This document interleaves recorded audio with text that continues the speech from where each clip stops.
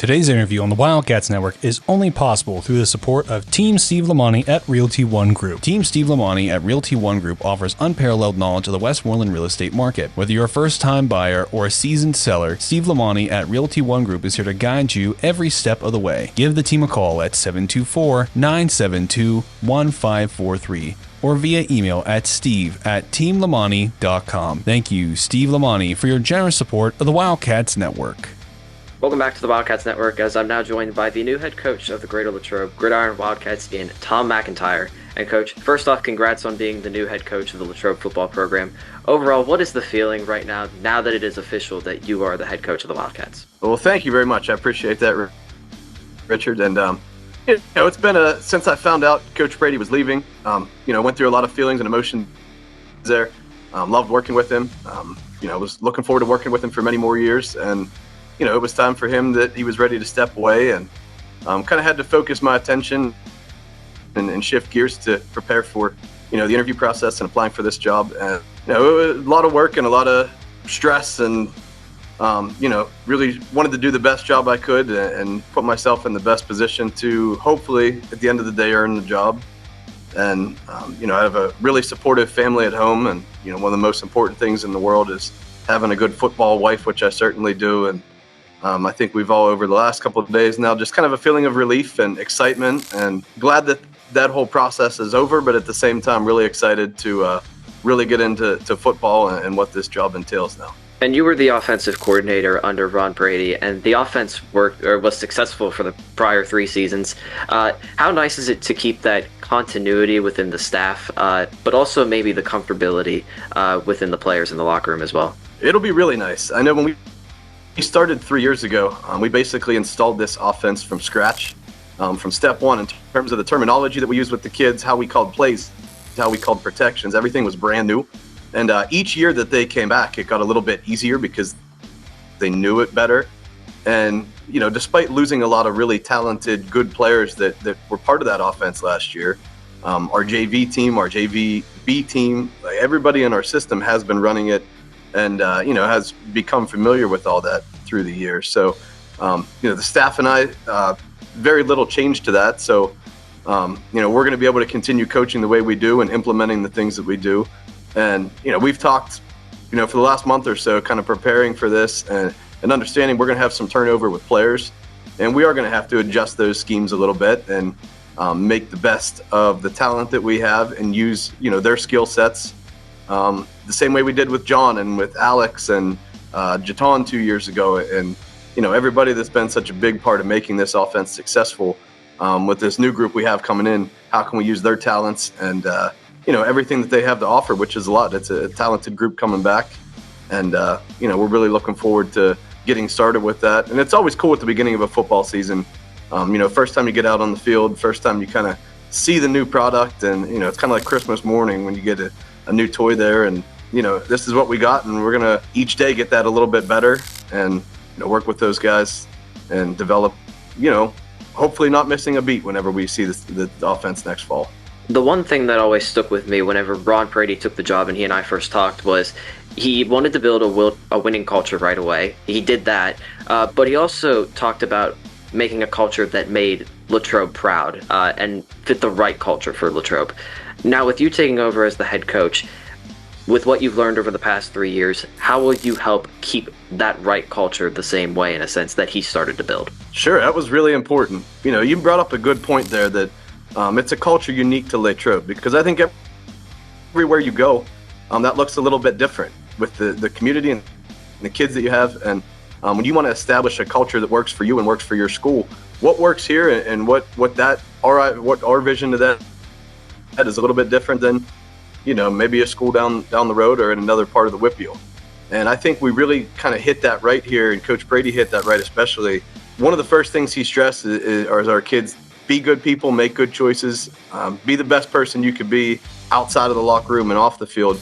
And that translates to being just a winner in life. And I think that's what our kids have become. They've become winners. And when you develop that winning mentality and you're constantly making the right choices to be the best you can be, that translates to winning football games. It's the same way as lifting weights and practicing and just getting in that mentality of being a winner and doing the right thing on a Friday night, you see it. The discipline that I think our kids have. And you're never going to play a whole season or even a game sometimes without, a penalty here and there. But I think we try to limit that.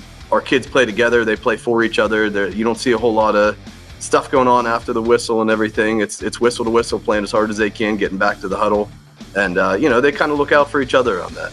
They pick each other up whenever someone gets frustrated. And, I think we have a really, really close bond with the kids. And that goes all the way back to the first group of leadership we had. And each year that trickles down. And, each year we lose a lot of great leaders, and it's sad to see them go. But it's nice to see how their leadership is passed on to, the guys that were freshmen, sophomores, juniors, whenever they were playing with them. Same as us as a coaching staff. One of the things we always preach is to never be content. And I think that's the same way in life, in the classroom. You can always work a little bit harder. You can always work a little bit better.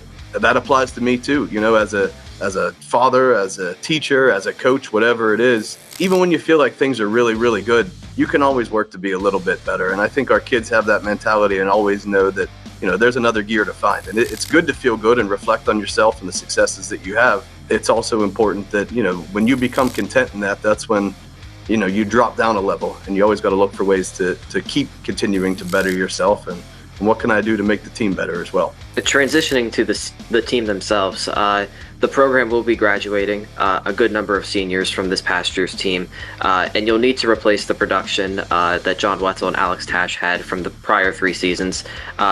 I get it, there's no way to replicate them as players to Division I athletes, but what kind of steps will you first have to take to assess replicating production that they had the past 3 years? Yeah, we're certainly going to miss those kids, and not just what they do on the field. I talked to Alex and John both today. I talked to Brady today. Some of those kids we had last year, we're going to miss them as people. They were great leaders. They were great to have around. And then when you talk about what they did on the field, you're looking at, with Alex, one of the top-ranked players in the country. And when we're talking about John, we're talking about, not just maybe one of the best athletes in the whole WPIAL, but he also played quarterback for us. So, every snap he was touching the ball and how dynamic he could be. So you're right in terms of we can never replace exactly what they did. And, each group brings a little bit of a unique impact to what they can do. And we are certainly, though, going to look to, there's a lot of kids that are experienced, played as sophomores, played as juniors, and they're going to be stepping in here to fill some pretty big shoes. A lot of times when you look at football teams, there are teams that have 1 or 2 great players, and I think the teams that have 11 really good players and 11 kids that buy in, give it their all every play, those teams make it pretty far too. And that's what we're going to look for. Maybe not necessarily the superstar power, everybody buying into what we do, everybody playing hard, being leaders, playing for each other, picking each other up. And that's how we're going to look to replace that. And I'm not saying that, those 2 were the only ones last year. Like I said, Brady and, we lost some really great linemen up front. The Scartons and Caleb Lehman and Cody Crawl, none of those guys can be replaced either. But, we just hope that the guys that followed them and the guys that have looked up to them the last few years, if they can kind of replicate how they went about their business and how hard they worked each day, I do think that they'll be able to kind of fill those roles in their own unique way. And despite the number of players and number of seniors you'll be graduating, Andy Tash, Lucas Collins, Chris Cochran, Cash Ackhammer, they will all be back next year, and they all played really well this past year. Well, how much of a boost will it be for you knowing that even though you've been on the staff for a number of years, that for your first year as a head coach, they'll be here as seniors to potentially help you assist the leadership process? Oh, we're going to look to those guys, and we're going to lean heavily on them. And I know you mentioned some really strong contributors for the past few years.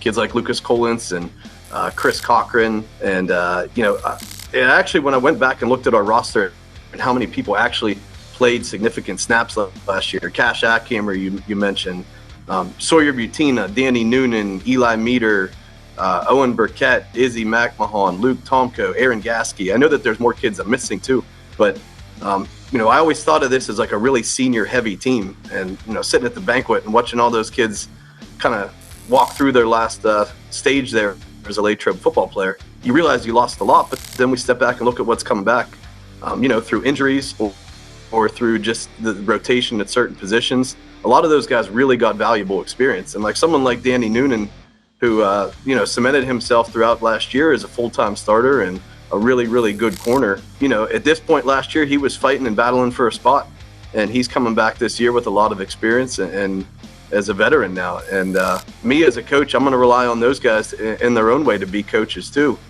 They have experience. They know what it's like to be out there in the fight, and practice habits and everything. They got to be a good example. They have to show the younger kids how it's done. Like I said, someone like Danny, show the next kid in line how to work, how you worked last year to earn that spot.